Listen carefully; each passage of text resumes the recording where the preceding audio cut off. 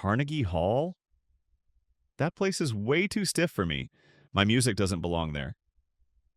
That's what he used to say. To Fats Waller, Carnegie Hall was a solemn stage reserved for classical musicians. He was the man who cracked jokes, made people laugh, and lived in the smoky heat of clubs and bars.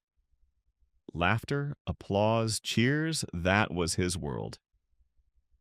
But as the years went by, a different desire crept into his heart. I don't want to be remembered as just a clown. I want to be respected as a real musician. His fellow players urged him on. Fats, the songs you've written are already classics. Your playing is art. You'd be right at home on that stage. Still, he kept asking himself, can I really belong at Carnegie Hall? That question weighed on him as both fear and challenge. January 14th, 1942, the night of the concert. Backstage, he clutched a glass and laughed. I'm too nervous to go out there sober. In a club, I can break the ice with a joke. But this is Carnegie Hall. Everyone's in tuxedos holding their breath, staring at me. If I slip up, I'll be a punchline. An attendant rushed over, trying to stop him. Mr. Waller, please, not now. You have to go back on stage.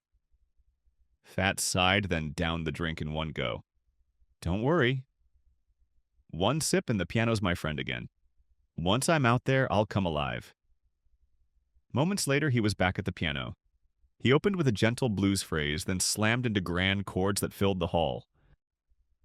No jokes this time, just heavy, serious melodies. Through his hands, he was trying to show that jazz wasn't just entertainment, but art. In the crowd, whispers passed between listeners. Is this really Fats Waller? He sounds completely different.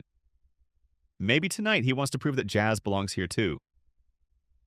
When the piece ended, he set his hands in his lap and looked out at the audience. I'm not just a funny man. Tonight, I ask you to listen to my music. Seriously. He played again, this time pouring everything into the keys. The final chord rang through the hall, followed by a long silence. Then the place erupted. Bravo! Play us more. People rose to their feet, chanting his name. Tonight, we saw the real Fats. Encore after encore was demanded, but not everyone was convinced. On one side of the hall, critics whispered to each other. The performance was brilliant, but look at his eyes. You can tell he's been drinking. Another muttered, shaking his head. Drinking during intermission and then coming back on stage? That's not professional backstage. Those words reached him. He chuckled and set his glass down. Sure, I love a drink and I love a joke. But that doesn't make my music light. Even in laughter, there's truth. And at the piano, my soul can't be hidden. That's me. All of it. Why can't they see that? For years after, his friends kept recalling that night.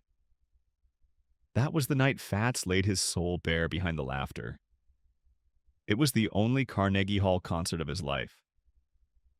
But in that single performance, he proved something. Behind the clowning and the jokes, there was always another face. The face of a serious artist. If you enjoyed this video, don't forget to like, subscribe, and hit the notification bell.